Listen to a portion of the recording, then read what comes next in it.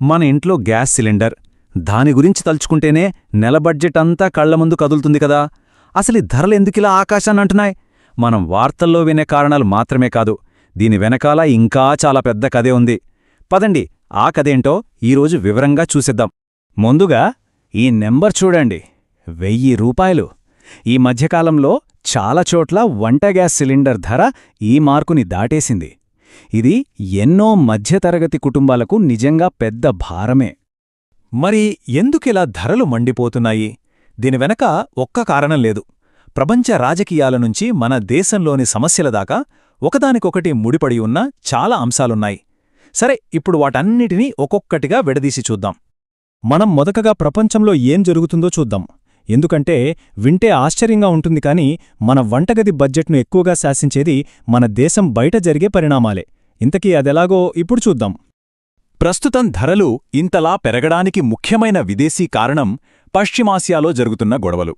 ముఖ్యంగా ఇరాన్ చుట్టుపక్కల జరుగుతున్న గందరగోళం మనల్ని నేరుగా దెబ్బతీస్తోంది. ఈ హోర్ముజ్ జలసంధి అనేది చాలా అంటే చాలా కీలకమైనది. ప్రపంచానికి అవసరమైన వంట గ్యాస్లో చాలా పెద్ద భాగం ఈ చిన్న సముద్ర మార్గం నుంచే రవాణా అవుతుంది.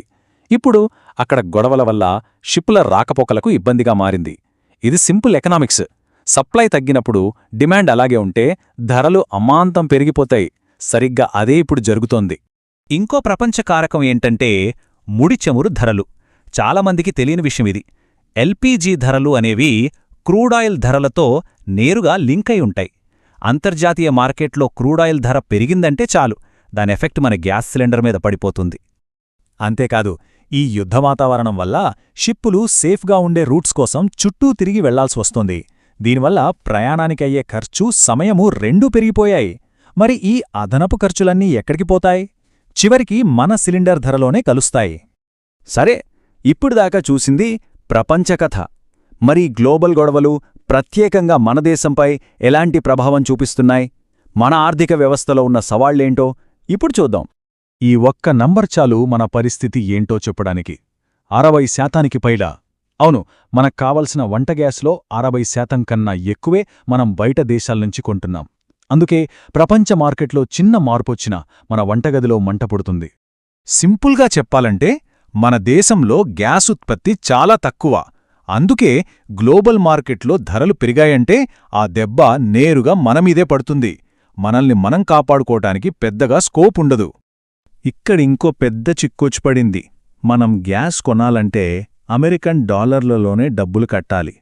కానీ ఈ మధ్య డాలర్తో పోలిస్తే మన రూపాయి విలువ పడిపోతోంది. దానివల్ల ఏమవుతుంది? అదే పరిమాణంలో గ్యాస్ కొనడానికి మనం ఇంకా ఎక్కువ రూపాయలు ఖర్చు పెట్టాల్సి వస్తోంది. ఈ భారమంతా నేరుగా దిగుమతి ఖర్చును పెంచేసి మన సిలిండర్ ధరను పెంచుతోంది. బయట కారణాలే కాదు, మన దేశంలో కూడా కొన్ని అంశాలు ఈ ధరల పెరుగుదలకు తోడవుతున్నాయి. అవేంటో ఇప్పుడు చూద్దాం. ఈ చార్ట్ గమనించండి.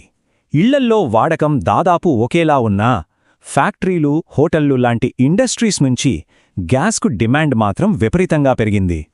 ఉన్న సప్లై మీద ఈ అదనపు డిమాండ్ భారం పడటంతో ధరలు ఇంకా పెరుగుతున్నాయి. ఇది చాలామందిని ప్రభావితం చేసిన విషయం. అదేంటంటే ప్రభుత్వ సబ్సిడీ. ఒకప్పుడు ప్రభుత్వం గ్యాస్ సిలిండర్లపై చాలా రాయితీ ఇచ్చేది. దాంతో మనకు తక్కువ ధరకే వచ్చేది. కాని ఇప్పుడు ఆ సబ్సిడీలు దాదాపుగా లేనట్టే. సో అసలు విషయం ఏంటంటే ఆ సబ్సిడీ అనే సేఫ్టీ నెట్ పోయింది. దాంతో మార్కెట్లో ఉన్న అసలు ధర భారం మొత్తం ఇప్పుడు నేరుగా మన జేబుల మీదే పడుతోంది. ధరలు ఇంతలా పెరగడానికి ఇదొక చాలా ముఖ్యమైన కారణం. సరే, ఇప్పటివరకు మనం గ్లోబల్, నేషనల్, లోకల్ ఇలా చాలా కారణాలు చూశాం గదా. ఇప్పుడు వాటన్నింటినీ కలిపి చూస్తే ఆ 1000 రూపాయల లెక్క మనకు స్పష్టంగా అర్థమవుతుంది. ఇది ఒక చైన్ రియాక్షన్ లాంటిది. చూడండి, మొదట పశ్చిమాసియాలో యుద్ధం సప్లైని దెబ్బతీస్తుంది. దానికి మనం దిగుమతులపై ఎక్కువగా ఆధారపడటం తోడవుతుంది. ఆ తర్వాత క్రూడ్ ఆయిల్ ధరలు పెరగడం, డాలర్తో రూపాయి పడిపోవడం, ఈ రెండూ కలిసి దిగుమతి ఖర్చును ఇంకా పెంచుతాయి.